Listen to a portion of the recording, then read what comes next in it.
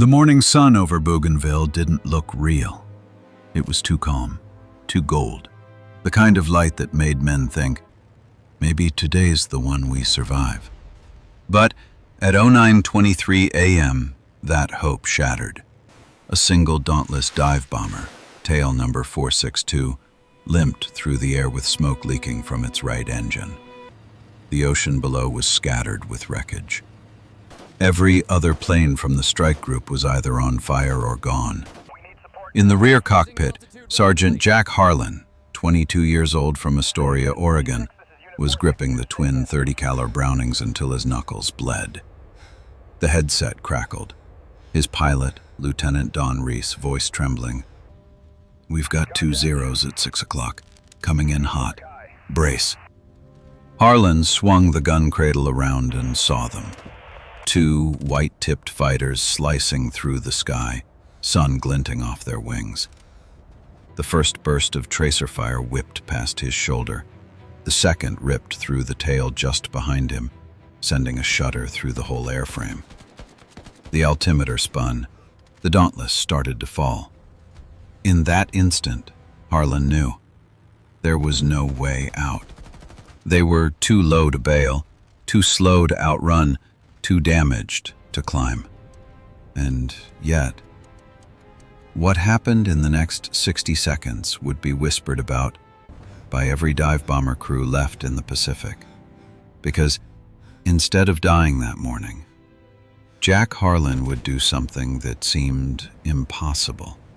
Something everyone called suicide, until it started saving lives. It hadn't always been this hopeless. When the Dauntless first came off the line, commanders swore it could take on anything. Strong, stable, built for vertical dives. A flying anvil that could drop a bomb straight through a cruiser deck. But by late 1943, the truth was impossible to ignore. The Japanese Zero could climb twice as fast, turn inside any American bomber and stay on a target like a hawk. For Dauntless crews, the odds were brutal. 1 in 4 never came back from a mission over the Solomons. Rear gunners were hit the hardest. Their job was to protect the slowest, heaviest plane in the sky, with nothing but 2 30-caliber barrels and a prayer. The Zeros came from below, climbing into the blind spot under the tail. You couldn't see them until it was too late. The moment you tried to roll, the Dauntless's weight worked against you. Gravity turned you into a slow-moving target. It wasn't a fair fight. There were stories, ugly ones. A month earlier, Ensign George Harper's bomber had been ambushed 20 miles off Kahili. The radio transcript played later in the ready room. "They're under us! They're—" Static. The plane never came back. No parachutes. Just oil slicks. 2 weeks later, gunner Billy Morton took a hit through the fuselage. His pilot made it home. Billy didn't. They said the inside of the cockpit smelled like burning cordite for days. Each loss chipped away at morale. You could see it in the way the crews carried themselves, heads down, faces hollow. Some started to tape their names under the instrument panels so someone could identify them if the ocean took what was left. No one wanted to talk about it out loud, but everyone knew the same truth. The doctrine was killing them. The manuals said, "Stay level, hold formation, rely on your wingmen." But the sky didn't care about manuals. The sky cared about angles, speed, and who pulled the trigger first. That's what Jack Harlan saw every night. He wasn't a hero. He wasn't even supposed to fly. He'd started as a mechanic's apprentice. Quiet kid, hands always greasy, eyes always studying how things fit together. When the Navy needed gunners, he volunteered, said he wanted to protect the guys up front. But by the time he reached Bougainville, the older crews already had a nickname for him: Deadweight Jack. Too cautious, too curious, always asking questions instead of drinking with the others. After missions, while the rest of the men played cards or smoked on deck, Harlan would be in the hangar with a flashlight. He'd crawl under the tail of a shot-up Dauntless and trace bullet holes with his fingers. He noticed something the others didn't. Most of the hits weren't from behind, but from below. The Zeros weren't chasing. They were climbing into the Dauntless's belly, firing upward into the gunner's blind spot. The idea haunted him. He'd lie awake in his bunk hearing the hum of the carrier engines and replaying every angle, every climb, every death. He wasn't thinking about medals or revenge.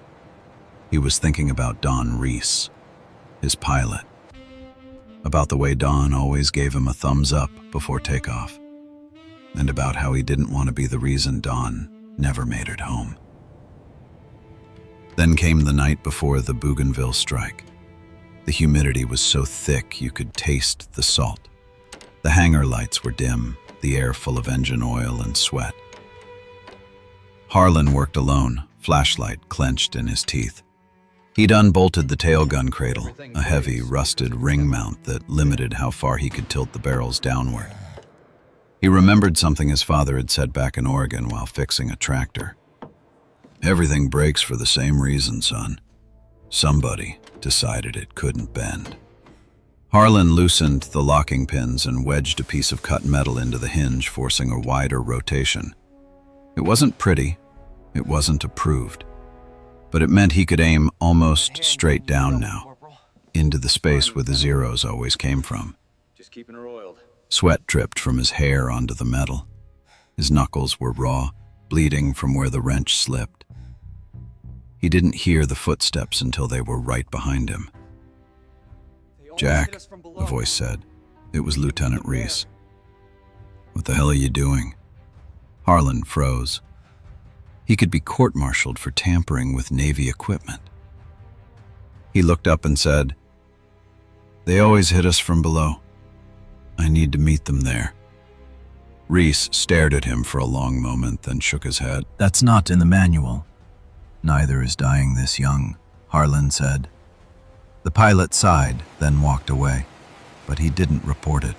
Maybe he knew the kid was right. That night, Harlan lay in his bunk, hands still aching, staring at the ceiling fan. Tomorrow he'd find out whether he'd just built their survival or their tomb. Morning came heavy and bright, the kind of light that makes metal hurt your eyes. The carrier deck was alive with motion. Engines coughing, deck crews shouting, propellers slicing through the humid air. Harlan and Reese climbed into their Dauntless, sweat already running down their backs before the canopy closed. The Pacific was a sheet of blinding silver. "Ready back there?" Reese asked over the intercom. Harlan pulled the belt tight across his chest. "As I'll ever be." The deck officer gave the signal. Engines roared. The Dauntless leapt forward, tail lifting, deck vanishing beneath them, and suddenly they were airborne, heading into another day that felt like borrowed time. For the first 20 minutes, everything went smooth. They cruised toward Bougainville, sunlight flickering through thin clouds. Harlan scanned the horizon, a habit drilled into him now, head on a swivel, gun ring creaking softly each time he moved. At 09:10, Reese called it, "Contact, 2 o'clock high." The formation tightened, 5 Dauntlesses diving on Japanese shipping. Harlan's gut went cold because he'd seen this before, and he knew what came next. The Zeros always waited until the dive. From the corner of his canopy, he saw them, 3 specks cutting up from below, sunlight catching their canopies like teeth. Zeros, fast, hungry, coming right up the Dauntless's blind spot. "Don," Harlan said, "they're here." The radio filled with frantic chatter. "2 on my tail, braking right, I'm hit, I'm hit!" One Dauntless ahead exploded mid-dive, fuel igniting in a blossom of orange and black. Harlan felt the concussion rattle through his seat. The smoke washed across their canopy like dirty fog. He saw the 2 Zeros swing into position beneath them. Perfect attack angle, nose rising, guns already flashing. He had seconds. Reese shouted, "We can't outclimb 'em!" "Then flip it," Harlan yelled. "What?" "Flip her over." The pilot hesitated just for a heartbeat. Then he pulled the stick hard back and rolled. The Dauntless lurched, groaning under its own weight. The horizon vanished. For a terrifying instant, they were inverted, tail first, engines screaming, gravity trying to tear them apart. Harlan's stomach hit his throat. His harness bit into his shoulders. Now the world was upside down, the sea above, the sky below, and through the glass he saw them, the Zeros directly underneath, climbing into what they thought was the bomber's blind spot. Except it wasn't blind anymore. Harlan squeezed the triggers. The twin Brownings roared. Brass casings poured upward, bouncing off the canopy. The smell of gunpowder filled the cockpit. The tracers cut through the sky like glowing ropes. The first Zero disintegrated in a burst of fire. The second flinched off course, clipped debris from the explosion and spiraled out. The third hesitated just a second too long, and Harlan's rounds stitched across its nose. It vanished in smoke. Reese leveled out hard, the Dauntless shuddering, altitude falling fast. Harlan was shaking, from the G-force, from disbelief, from pure adrenaline. Over the intercom, silence. Then Reese's voice. "Jesus, Jack, what the hell was that?" Harlan swallowed. "I don't know, but it worked." When they landed back on the carrier, nobody believed them. 3 confirmed kills from a Dauntless gunner? In one pass? Impossible. But the gun cameras told the story.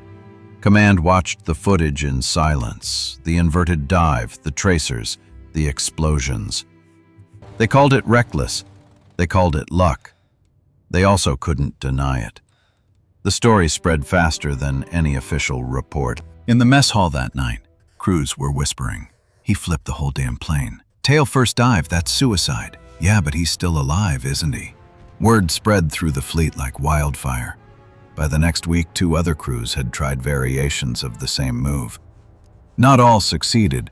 One tore his tail section clean off, another over-rotated and blacked out. But a few pulled it off, and those few started coming home from missions that used to be death sentences. Unofficially, they began calling it the Harlan Flip. The Japanese noticed it too. Intercept reports from Zero pilots mentioned American bombers maneuvering unnaturally, dangerous to approach from below. Some thought the Americans had changed aircraft models. Others assumed the bombers carried new rear guns. But what really changed was the psychology. For months, the Zero pilots had owned the lower airspace. Now they didn't trust it. That hesitation, that 1-second doubt before they climbed under a Dauntless, saved lives. In December, the survival rate of SBD squadrons rose by almost 30%. Harlan's crew was reassigned to lead strikes over Rabaul, and though command still refused to write "tail first dive" into any manual, everyone knew what it meant when a gunner said, "Flip me." They'd all heard about the kid from Oregon who turned gravity into a weapon. Harlan never bragged. After missions, he'd sit alone on deck cleaning his twin 30s, fingers stained black with powder. He kept his head down. The others respected him now, but it wasn't the loud kind of respect. It was quiet, like they were afraid to break whatever luck he carried. He wrote one letter home that week. It survived in the squadron archives. "We found a new way to stay alive," he wrote. "It's not in the book, and maybe it never will be. But it works. If it helps one more crew come back, that's enough for me." The sea stayed rough that season, storms rolling through the Solomons, the decks slick with rain and oil. Still, every launch felt different now, because the crews had something they hadn't had in months. A chance. They still lost friends. They still came home with holes in the fuselage and blood on the floorboards. But now, when the Zeros came from below, the gunners didn't just brace and pray. They shouted, "Flipper!" And sometimes, just often enough to matter, it worked. In the ready rooms, they started marking the walls, a chalk tally every time a Dauntless made it back from a mission where it should have been lost. By February, the wall was covered. No medals, no speeches, just a quiet understanding. Someone had turned suicide into survival. And though command never issued a directive, the maintenance crews began making small adjustments, loosening gun mounts, changing swivel locks, adding a half-inch of rotation. Officially, nobody knew why.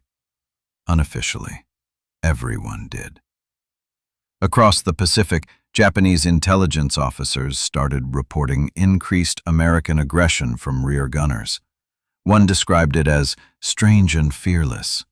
Another wrote, "They seem unafraid to fall backward." They weren't falling. They were learning how to fight physics. And all of it, every rumor, every modification, every pilot who came home because of it, traced back to a scared kid in a hangar with bleeding knuckles and a wrench. By the spring of 1944, the tide of the air war had shifted. Newer planes like the Helldiver were replacing the old Dauntless. Faster, sleeker, deadlier, but colder somehow. For crews like Harlan and Reese, it didn't matter. They were still flying the same patched-up bird they'd started with. Oil-stained, bullet-scarred, a survivor's machine. On paper, it was obsolete. In practice, it was legendary. Their last combat flight together came in early May over the waters north of New Ireland. A strike on shipping, routine, if anything about war could ever be called that. It was supposed to be quick, in and out before the Zero patrols reached them. But the sky had its own plans. The storm rolled in from the east, black clouds swallowing the sun, the kind of turbulence that made even veterans grip the controls until their knuckles turned white. By the time they reached the target zone, visibility was gone. The squadron scattered. Radios failed. Harlan never saw the first Zero that hit them, just the flash of tracers, the metallic scream of bullets tearing through the fuselage, the sudden hiss of hydraulic fluid spraying across the floorboards. "Jack, we've lost pressure," Reese shouted. "Keep her level." Smoke filled the rear cockpit. Harlan's lungs burned. He coughed, tried to wipe his goggles, but the inside was slick with oil. Somewhere below them he heard the faint whoosh of the sea. They were losing altitude fast. He swung the guns around, half-blind, and fired, short bursts, more out of instinct than aim. The last thing Reese heard from the rear seat was Harlan's voice through the static. "They're still under us. Flipper." Then the radio went dead. Only one Dauntless from that mission made it home. Harlan and Reese never returned. Days later, the carrier deck crew recovered a single life vest, burned around the edges. The name stitched in fading ink, J.R. Harlan. For weeks, the men on deck talked about him, how a kid barely old enough to drink had taught them a way to fight back, how he'd taken an airplane built for falling and turned it into a weapon for climbing out of hell. They said he wasn't fearless. He was just done losing friends. Officially, there was no commendation, no citation. The Navy never mentioned tail-first dives in its reports. It was too unorthodox, too dangerous, too far from regulation. But the memory wouldn't die. When mechanics modified later Dauntless mounts to allow wider gun arcs, nobody asked why. When pilots started training gunners to watch your six low instead of just stay level, nobody questioned the change. It was just part of how they flew now, and that, more than any medal, was Harlan's legacy. Years later, after the war, the surviving Dauntless crews gathered for reunions. They'd sit around metal tables, old men now, nursing beers and stories. Someone would always bring up the legend of Deadweight Jack, and every time they'd argue about details, what unit he was in, what carrier he flew from, how many Zeros he really took down that day. But on one thing they always agreed. Whatever he did, it worked. One gunner from the USS Bunker Hill once said, "That trick saved my hide in '44. Didn't even know who started it. I just knew it worked." And somewhere in that sentence, In that simple, quiet acknowledgement, the story kept breathing. Because war has a way of erasing names, but not ideas. Ideas survive.